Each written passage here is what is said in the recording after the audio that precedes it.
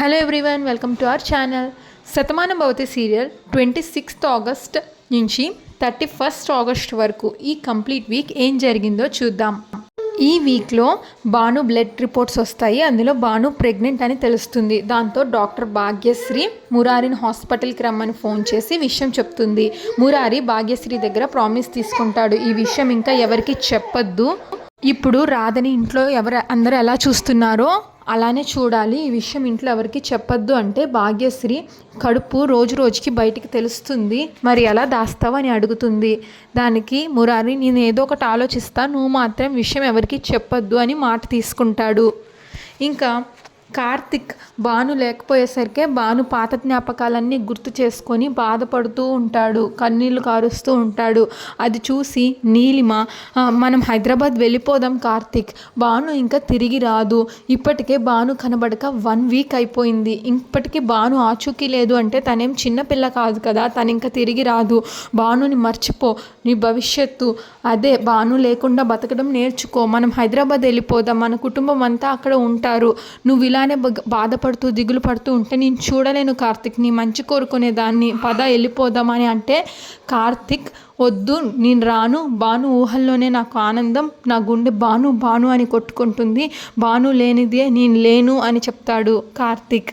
ఇంకా మురారి రాధకి తన గతం ఎంత గుర్తు చేద్దామని ప్రయత్నించినా రాధకేమో తన గతం అసలు ఏం గుర్తురాదు, అంతా కొత్తగా ఉంది, ఈ ప్రదేశాలన్నీ కొత్తగా ఉన్నాయి, నాకు మీరు చెప్పేదంతా కొత్తగా ఉంది, ఏం గుర్తు రావట్లేదు అని చెప్తుంది.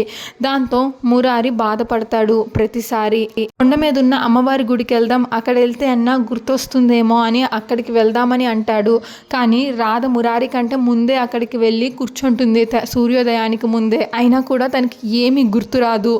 దాంతో మురారి, నువ్వేం బాధపడకు రాదా, నేను గుర్తు చేస్తా అంటూ వాళ్ళిద్దరూ తిరిగిన ప్రదేశాలన్నింటికి తిప్పి తన కథలు మొత్తం చెప్తాడు. అయినా కూడా భానుకి ఏమి గుర్తురాదు. మురారి కంట్లో నుంచి నీళ్ళు వస్తాయి, ఏమి గుర్తు రావట్లేదని బాధపడతాడు.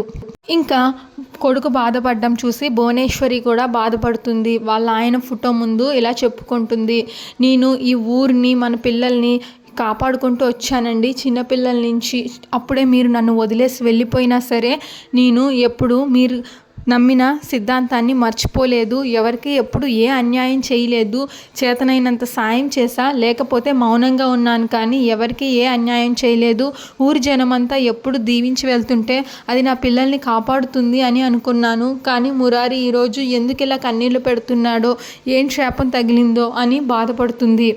అది విన్న భాను అక్కడికి వచ్చి, నన్ను క్షమించండి అమ్మా, మీ కొడుకు బాధ చూసి మీరు బాధపడడం నేను అర్థం చేసుకోగలను, కానీ నాకు గతం గుర్తురానంత వరకు, నేనే రాధా అని నాకు తెలిసేంత వరకు నేను మీ అబ్బాయి మురారితో క్లోజ్గా ఉండలేను, రాధలాగా నటించలేను ఈ ఇంట్లో అని అంటుంది భాను. ఇంకా మురారి వాళ్ళ అక్క జయ వాళ్ళ కూతురు కలిసి ఈ రాధని ఇంట్లో నుంచి ఎలా బయటికి పంపించాలి, ఇంతకుముందు బయటికి పంపించావు కదమ్మా, ఇప్పుడు మళ్ళీ బయటికి పంపించలేవా అని జయని వాళ్ళ కూతురు అడిగితే, అప్పుడు జయ, అంతా తెలిసిన తెలివిగా ఉన్నప్పుడు నేను బయటికి పంపించాను, ఎంత వార్నింగ్ ఇస్తే బయటికి వెళ్ళిందో ఊహించుకో, ఇప్పుడు గతం మర్చిపోయిన పిచ్చిది, దాన్ని బయటికి పంపించలేనా, నేను ఒక ప్లాన్ వేస్తా అని ఇద్దరు కలిసి ప్లాన్స్ వేసుకుంటారు. ఇంకా కార్తిక్ నీలిమ దగ్గరికి ఒక ఫారెస్ట్ ఆఫీసర్ వస్తాడు.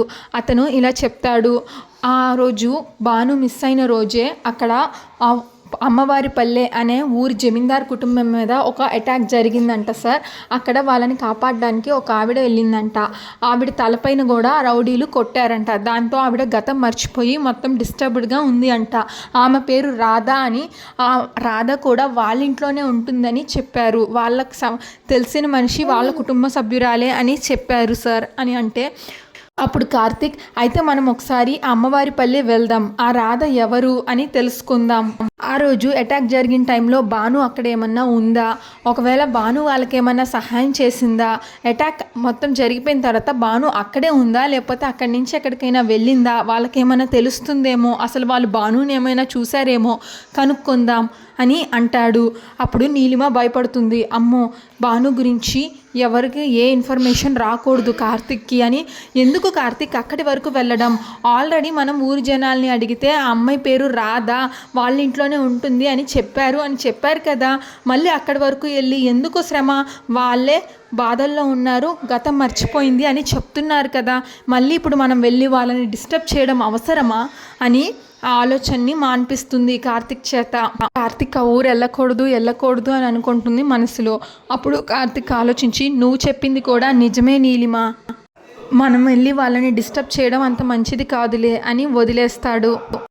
ఊర్మిళ, మనోహర్, బామ్మ, వాసు, పార్దు, చాందిని అందరూ భాను ఇంకా తిరిగి రాలేదు, భాను ఆచూకీ ఏమీ దొరకలేదు అని ఏడుస్తూ ఉంటారు, భాను కోసం ఎదురు చూస్తూ. ఇంకా ఊర్మిళ కుటుంబం మొత్తం కూడా భాను తిరిగి రాలేదని బాధపడుతూ ఉంటారు. ఇంకా ఊరి చివర అమ్మవారి దగ్గర అటాక్ జరిగిన దగ్గర భాను ఫోన్ పడిపోతుంది కదా. ఆ ఫోన్ అటుగా వెళ్తున్న ఒక బుజ్జోడికి దొరుకుతుంది.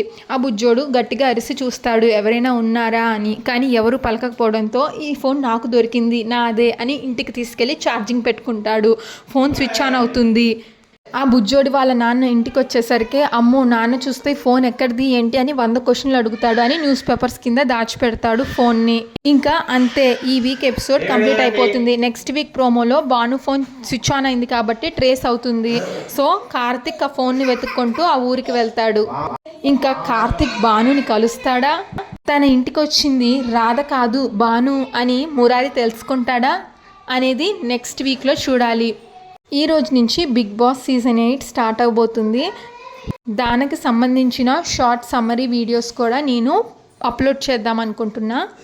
మీరు కూడా బిగ్ బాస్ లవర్స్ అయితే please subscribe to our channel. Thanks for watching. Happy Sunday.